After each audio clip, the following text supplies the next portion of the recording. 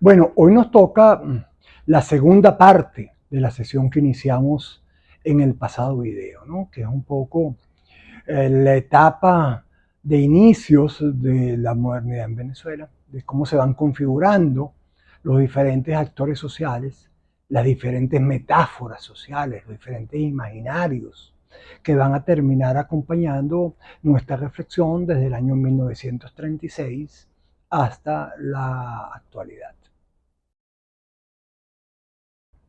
Esta sesión, como la pasada, también tiene un foco de tipo analítico. Así que vamos a seguir remitiéndonos a la cronología de hechos que les mostramos en el video pasado. El video pasado pueden conseguirlo abajo aquí en los links que están abajo en la descripción. Ahí consiguen los links a todos los videos. Entonces, ahí pueden revisar la cronología que hicimos en el video pasado.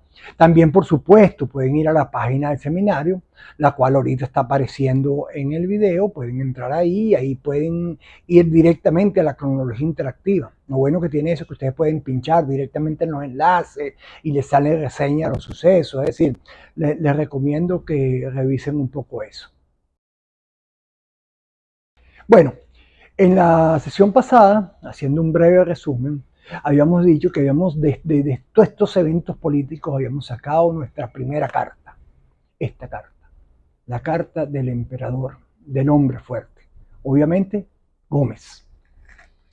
Es decir, es la idea del hombre fuerte que gobernaba a Venezuela. Sin embargo, la presencia de ese hombre fuerte en ese momento tiene unas características que lo diferencian de los antiguos hombres fuertes, de la sucesión de hombres fuertes pues, que hemos tenido en nuestra historia. Y entonces nuestra segunda carta de nuestro tarot histórico político de Venezuela, la torre. ¿La torre de qué? Bueno, la torre del petróleo. Aparece el petróleo y el hombre fuerte junto con el petróleo. Y eso se transforma en lo que Fernando Coronel llama el primer mago de nuestra historia. Es decir, la conjunción del hombre fuerte, Gómez, con la torre, el petróleo, terminan generando el mito del hombre fuerte que termina trayendo estabilidad, el primer mago, de cuya imagen terminan emergiendo todo el crecimiento económico, todo el bienestar, toda esa sensación de modernidad. Por supuesto, también decíamos en nuestro video anterior que ese proceso de movilización social que desata el petróleo, ese proceso de modernización, esa aparición de nuevos sectores sociales, termina provocando la emergencia de ciertos sectores que retan o van a retar el poder del emperador, ¿no? Entonces, si ustedes van a la cronología, nosotros la siguiente carta es los sucesos del Falque. La expedición, la llamada expedición del Falque. Y más aún, un poco después, derrotada la expedición del Falque, bueno, la semana a los estudiantes, que es algo cargado de romanticismo, de muy buenas intenciones, de mucho discurso. Y ambos hechos ustedes les recomiendo que consulten en la cronología el relato específico de estos dos eventos. Aquí vamos a hablar de ellos de forma un poco más general, pues, pero el detalle de ambos eventos que son muy importantes, tanto la invasión del Falque como la semana del estudiante, los van a conseguir en la cronología interactiva. Yo creo que son los dos ejemplos evidentes, las primeras evidencias de que había sectores sociales que estaban dispuestos a retar el poder gomecista de ese momento. De ambos incidentes, tanto de la aventura del Falque como de los sucesos que derivan de la semana del estudiante, podemos inferir o reflexionar en torno a algunas cosas que pueden sernos de alguna utilidad en el tiempo presente, ¿no? Por supuesto que la carta del Falque, pues la carta de los sucesos del Falque, en el fondo fue un proceso motorizado por las élites, ¿no? Fue un movimiento de élites, de personas que se encontraban en el exterior, eh, y que pensaron que era justo el momento que ya las tensiones en que se generaban entre el proceso incipiente de modernidad y aquel caudillismo decimonónico que terminaba representando Gómez, ya habían escalado lo suficiente como para que una aventura de este tipo pudiese despertar en la población un movimiento espontáneo de apoyo a esta invasión y que los condujera a ellos a una victoria, ¿no? Una victoria incluso de tipo militar, porque recuérdese que en el Falque venían hombres y venían armas, ¿no? Esto es un claro ejemplo de algo que después la teoría politológica desarrolla y califica como el putschismo, putsch, del dar un putsch, un golpe, un impulso. Para decirlo tal vez en palabras de Lenin, pues es la chispa que enciende la pradera. Es decir, cuando se cree que ya el descontento es tanto que basta con un incidente, basta con una chispa para producir un evento, un acontecimiento que pareciera que está por encima de las capacidades de quienes los están generando, ¿no? Al final el Falque no produce ese incendio en las praderas, al final el Falque es derrotado, ¿no? Del Falque nos deriva esa primera lección, pues, o ese primer aprendizaje que debemos tener, ¿no? Que es esa creencia de que basta un descontento genérico para poder desmontar todo lo que es una estructura de poder como la que tenía en ese momento Juan Vicente Gómez. El segundo acontecimiento, el de se van a los estudiantes, también, por supuesto, es un acontecimiento que se cultiva, que emerge, cuyo caldo de cultivo es una élite, es decir, los estudiantes universitarios, ¿no? Siempre cargados de buenas intenciones, cargados además de una visión de cambio, de irreverencia, de que imbuidos en ese espíritu de modernidad que empiezan a confrontar al dictador Gómez, ¿no? Allí hay, como después escriben en 1929, después que ya hemos hablado de eso, después que el movimiento fracasa, los estudiantes son apresados, enviados al exilio, y hay un documento llamado Las huellas de la pezuña, que es escrito en conjunto por Miguel Otero Silva, quien es un simpatizante comunista históricamente, es decir, muy cercano al Partido Comunista Venezolano, durante toda su vida además, y Rómulo Betancourt. Ellos dos escriben a dúo ese documento en 1929. Y ahí entonces se evidencia otra de las creencias que pudiéramos denominar el frentismo, pues. Es decir, que se basa tal vez en la creencia de que lo que basta es acumular el mayor número de cartas posibles o de personas posibles que estén en contra del poder del dictador para poder tener el éxito. Es decir, lo que se conoce como el frentismo, pues en tratar de ese descontento genérico, sumar la mayor cantidad de sectores posibles, no importa que esos sectores incluso tengan intereses encontrados, pero que basta la simple agregación de sectores que canalicen ese descontento genérico, ¿no? En el fondo ellos escriben en esos documentos, fíjense ustedes, ¿no? Evidencian el carácter romántico de lo que fue la generación del 28, ¿no? Incluso ellos dicen con sus palabras, nos rotularán seguramente como los últimos discípulos de Rousseau y de los otros teorizantes románticos del siglo XVIII. Eso lo dice Miguel Silva y lo dice Rómulo Betancourt en Las huellas de la pezuña. Pero fíjense que en ese mismo documento está claro el enfoque frentista de lo que proponen, ¿no? Y leo, encuadrado así el problema, nadie podrá negar que lo inmediato, lo urgente, lo inapasable es hacer retroceder a los invasores selváticos hacia sus guaridas nativas.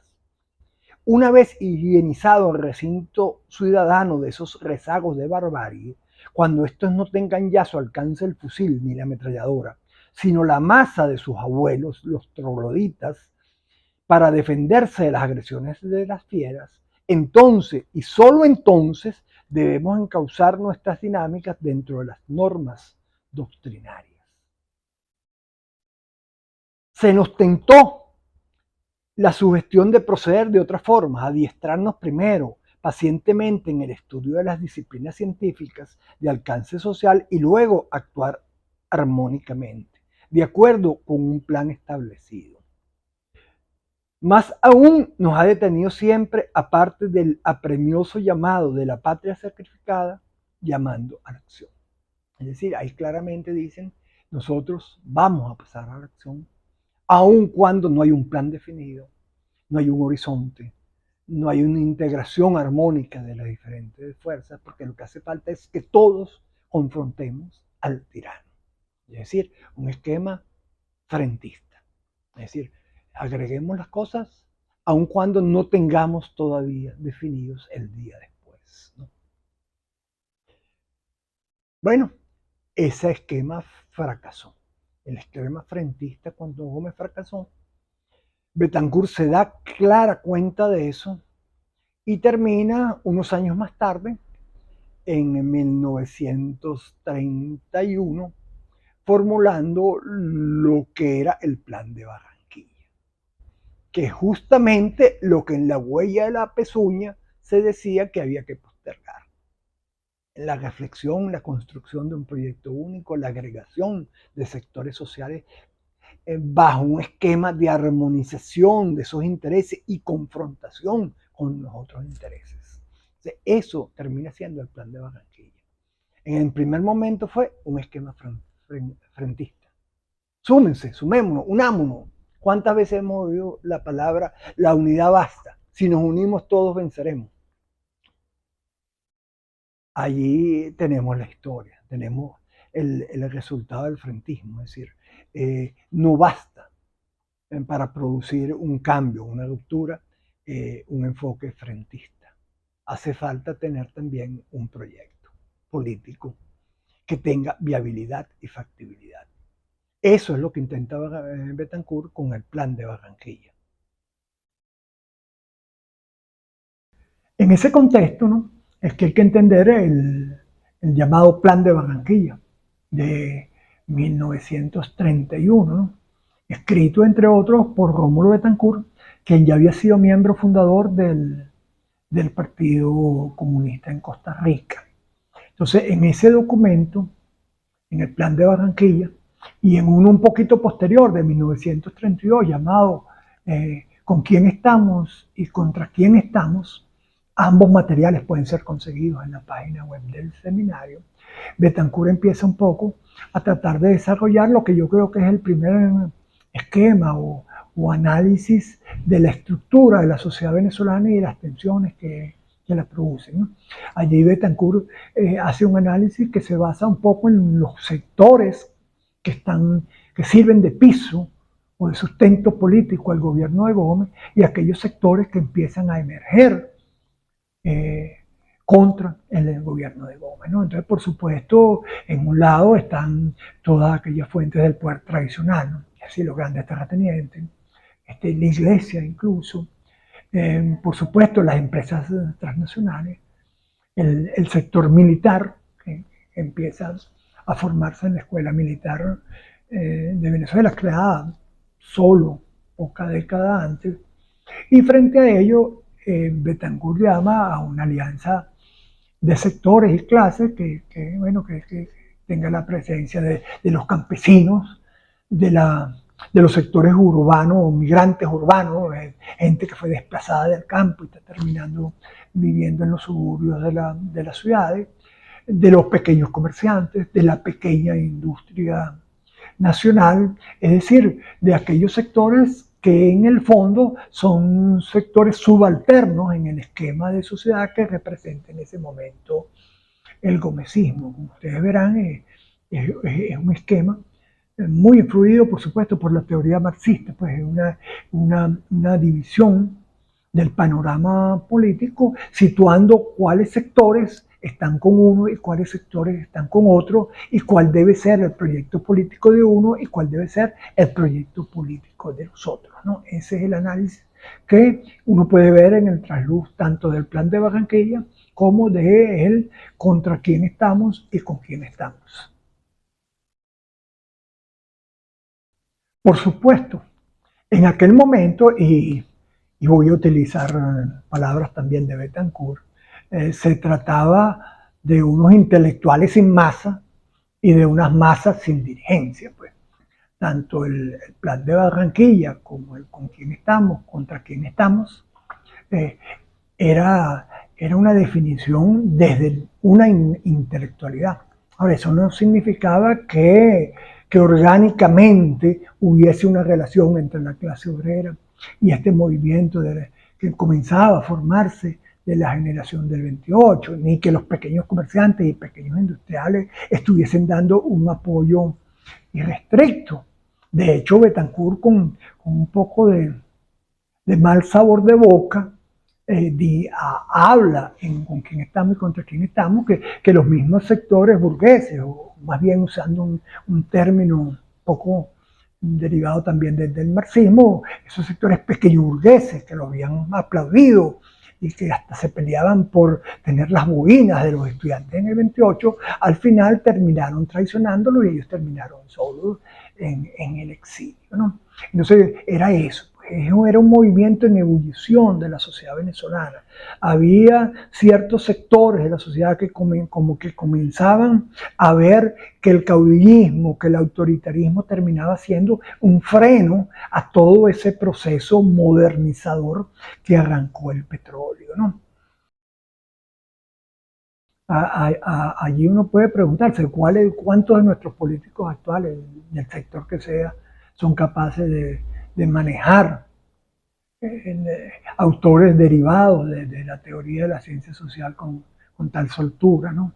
Y decimos Hobbes, pero podemos decir Hobbes, podemos decir Marx, podemos decir cualquiera. Es decir, en ese momento confluía una dirigencia política tanto en el Partido Comunista como en Acción Democrática, en lo que posteriormente, mucho después, fue COPEI, que estaba dotada de un nivel intelectual, de un nivel de preocupación intelectual, habría que decir, ¿no? El, el coeficiente intelectual es una cosa, pero en ese sentido la búsqueda pues, de explicaciones en la moderna teoría social es otra cosa, ¿no? Entonces teníamos una dirigencia que estaba mucho más formada en las tareas de interpretación de la dinámica social de las que uno pudiera decir que tenemos hoy día, ¿no? Aunque por supuesto, si no vamos a la explicación personal, muchos pueden atribuirlo al exilio, pues, y que el exilio fue un tiempo en el cual la dirigencia política venezolana terminó preparándose, hasta que como, bueno, para usar la frase de Lenin en el Estado de la Revolución, mire, yo dejo de escribir este libro porque la revolución me llama, es mucho más mejor hacer la revolución que escribir sobre ella, y ¡pum!, salió disparado en 1917. Entonces es con la aparición de la última de nuestras cartas, la muerte, que se desata realmente un proceso de conformación, agregación de los diferentes actores y sectores políticos bajo unas plataformas organizativas que pueden proveer una mayor factibilidad al cambio político. Eso lo estaremos viendo en los próximos videos. Sin embargo, nos hacen falta algunas herramientas de orden conceptual para poder entrarle a los acontecimientos que se producen a partir de la muerte de Goffman. Ella es mi gata, Naomi se llama, parte pues de este proceso de video, no quiso perderse la oportunidad de compartir con ustedes. Pues. El próximo video, por tanto, será de tipo analítico, para proveernos de las herramientas que sean necesarias para analizar el proceso que se desata a partir de la muerte de Gómez en 1936. Bueno, muchas gracias, espero que hayan disfrutado este video, que hayan disfrutado de nuestro juego de de tarot sociopolítico y mucha suerte.